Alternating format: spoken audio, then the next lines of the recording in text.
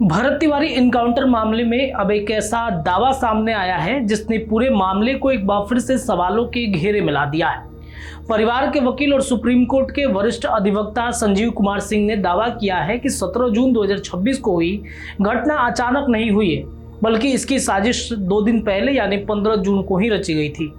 वकील ने आरोप लगाया कि 16 जून को शाहपुर के डीएसपी राजेश कुमार शर्मा की ओर से पुलिस हेडक्वार्टर को भरत तिवारी को लेकर एक रिपोर्ट भेजी गई और इसी रिपोर्ट के आधार पर एसटीएफ टीम को बुलाया गया। दावा यहां तक है कि रिपोर्ट में इलाके में बड़ी घटना घटी, फसाद और किसी बड़े कांड की आशंका जताई गई थी, जबकि परिवार और वकील का कहना है कि ऐसी कोई स्थिति वहां मौजूद ही नहीं था। तो आखिर भरत तिवारी इनकाउंटर मामले में अब कौन कौन से दावे सामने आए हैं और क्यों इस मामले में पुलिस की भूमिका पर गंभीर सवाल उठ रहे हैं, आइए इस पूरी कहानी को हम आपको सिलसिलेवार तरीके से समझाएंगे। तो परिवार के वकील हैं संजीव कुमार सिंह। उनके मुताबिक एसटीएफ की टीम 16 जून को ही भोजपुर के बिलौटी गांव पहुंच गई थी।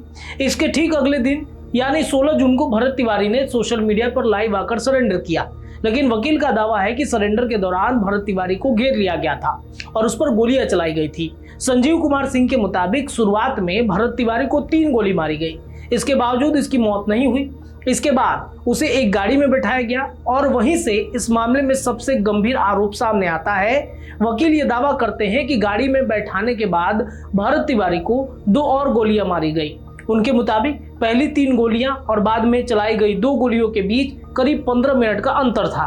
परिवार के वकील ने आरोप लगाया कि बाद में गाड़ी के अंदर गोली चलाई गई और गोलियों का मकसद सिर्फ भरत तिवारी को रोकना नहीं था, बल्कि उनकी हत्या करना था। उनका यह कहना है कि अगर भरत तिवारी जिंदा बच जाता तो पूरी घटना के बारे में बता सकता था। इसी वजह से उनके आरोप के मुताबिक उसे 2 और गोली मार दी गई। हालांकि ये सभी आरोप परिवार की ओर से लगाए गए हैं और इसकी अंतिम पुष्टि जांच और अदालत की प्रक्रिया से होगी। इसके अलावा आपको बताएं कि इस मामले में वकील संजीव कुमार सिंह ने बैलिस्टिक रिपोर्ट का हवाला देते हुए एक और गंभीर दावा किया। उनके मुताबिक जांच में ये सामने आया है कि भरत तिवारी को 5 अलग अलग पिस्टल से गोली मारी गई है, यानी उनके दावे के अनुसार 5 गोलियां अलग अलग हथियार से चलाई गई है। वकील का कहना है कि शुरुआती 3 गोली कुछ दूरी से चलाई गई, जबकि बाद की 2 गोलियां बेहद करीब से मारी गई। उनके मुताबिक गाड़ी के अंदर चलाई गई गोलियों में से एक गोली शरीर के अंदर महत्वपूर्ण हिस्से की नस को क्षतिग्रस्त कर गई और इसी वजह से भरत तिवारी की मौत हो गई।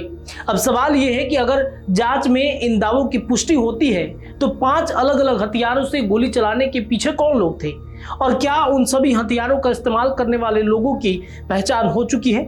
यही सवाल इस पूरे मामले की जांच में बेहद अहम हो जाता है। संजीव कुमार सिंह ने भरत तिवारी की मौत के पीछे एक और साजिश संभावित वजह बताया है। उन्होंने आरोप लगाया है कि भरत तिवारी जवनिया गांव के विस्थापित के लिए निर्धारित करीब 1400 करोड़ रुपए की राशि से जुड़े कथित घोटालों के मुद्दे को उठाया था। वकील ने यह कहा कि यही कथित आर्थिक मामला भी हत्या के पीछे के संभावित मकसद की जांच का हिस्सा होना चाहिए। उन्होंने postmortem report, ballistic report, Bharat Tiwari के लाइव वीडियो और पुलिसकर्मी के मोबाइल कॉल रिकॉर्ड यानी सीडीआर को महत्वपूर्ण साक्ष्य बताया। उनका दावा है कि पुलिसकर्मियों की गिरफ्तारी के बाद वो अदालत में इन साक्ष्यों के आधार पर अपना पक्ष साबित कर सकते हैं। मामले में परिवार के वकील के कुछ पुलिस अधिकारियों की भूमिका पर भी सवाल उठाए गए। उनके मुताबिक जगदीशपुर के डीएसपी, शाहपुर थाना प्रभारी और एसटीएफ के जवानों की भूमिका की जांच होनी चाहिए। इतना ही नहीं, वकील ने जगदीशपुर के एसडीएम संजीत कुमार सिंह पर भी कथित साजिश में शामिल होने का आरोप लगाया। हालांकि ये बेहद गंभीर आरोप है और संबंधित अधिकारियों का पक्ष सामने आने तक जांच में इसकी पुष्टि होना जरूरी है। संजीव कुमार सिंह ने दावा किया है कि उन्होंने इनकाउंटर में शामिल बताए जा रहे पुलिसकर्मियों के खिलाफ गैर जमानती वारंट जारी करने के लिए आरा कोर्ट का दरवाजा खटखटाया है। उनका यह कहना है कि 1 हफ्ते के भीतर आरोपित पुलिसकर्मी के खिलाफ गैर जमानती वारंट जारी हो सकता है। अब देखना यह है कि अदालत और जांच एजेंसियां इस मामले में आगे क्या कार्रवाई करती है।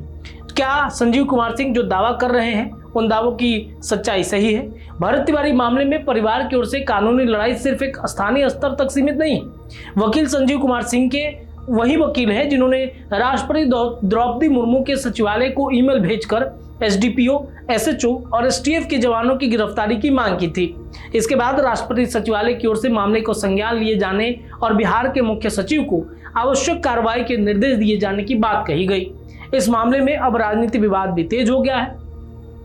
बांकीपुर उपचुनाव जीतने के बाद प्रशांत किशोर ने एक इंटरव्यू में भाजपा सांसद मनोज तिवारी पर निशाना साधा। प्रशांत किशोर ने आरोप लगाया है कि चुनाव के समय मनोज तिवारी भरत तिवारी के परिवार को न्याय दिलाने की बात कर रहे थे। उन्होंने सवाल उठाया कि अगर मनोज तिवारी ने परिवार को न्याय दिलाने का वादा किया था तो अब उन्हें इस मामले में आगे आकर न्याय दिलाना चाहिए। प्रशांत किशोर ने यह भी आरोप लगाया कि चुनाव के दौरान परिवार को पटना लाकर मुख्यमंत्री सम्राट चौधरी से मिलवाया गया और उन्हें सरकारी सहायता के तौर पर 50 लाख रुपए दिलवाए गए हैं। लेकिन प्रशांत किशोर के इस दावे पर भरत तिवारी के परिवार के वकील और पटना हाईकोर्ट के अधिवक्ता वर्षा सिंह ने कड़ी आपत्ति जताई है। वर्षा सिंह का कहना है कि परिवार को 50 लाख रुपए का कोई सरकारी अनुदान नहीं मिला है। उन्होंने कहा कि भरत तिवारी की मां पहले ही अपने जवान बेटे को खो चुकी हैं और न्याय के लिए संघर्ष कर रही हैं। ऐसे में उनके मुताबिक परिवार की पीड़ा को राजनीतिक विवाद का हिस्सा नहीं बनाया जाना चाहिए। भरत तिवारी के परिवार की सबसे बड़ी मांग यह है कि इस पूरे मामले की निष्पक्ष जांच हो। परिवार और उनके वकीलों का आरोप है कि सामान्य एनकाउंटर नहीं था बल्कि पूरी घटना के पीछे साजिश थी। वह इस मामले में पुलिस कार्रवाई और एनकाउंटर को सामने लाए गए आरोपियों की वास्तविक जांच और न्यायिक प्रक्रिया से ही सब कुछ स्पष्ट हो सकेगा। अब इस पूरे मामले में सबसे बड़ा सवाल यही उठता है कि क्या भरत तिवारी की मौत वास्तव में पुलिस मुठभेड़ में हुई थी या जैसा परिवार के वकील आरोप लगा रहे हैं यह एक सुयोजित हत्या थी। क्या 16 जून को एसटीएफ की टीम बुलाने के पीछे भेजी गई रिपोर्ट में वास्तव में गलत जानकारी दी गई थी? क्या 5 अलग अलग हथियारों से गोली चलाए जाने के बाद जांच में साबित होती है? और अगर ये आरोप सही पाए जाते हैं तो इनके पीछे जिम्मेदार लोगों पर कार्रवाई कब होगी? इन सवालों के जवाब अब जांच और अदालत की कार्रवाई से ही सामने आएगा। फिलहाल भरत तिवारी का परिवार न्याय की मांग पर अड़ा है और इस मामले ने बिहार की कानून व्यवस्था और पुलिस कार्रवाई को लेकर एक बार फिर से गंभीर बहस खड़ी कर दी है। आपको क्या लगता है? भरत तिवारी एनकाउंटर में सामने आए इन आरोपों की निष्पक्ष जांच के लिए एसआईटी या किसी स्वतंत्र एजेंसी की जांच होनी चाहिए? अपनी राय कमेंट में रखिए। भरत तिवारी मामले से जुड़े तमाम अपडेट लगातार बिहार न्यूज टुडे पर आपको देखने को मिलेंगे।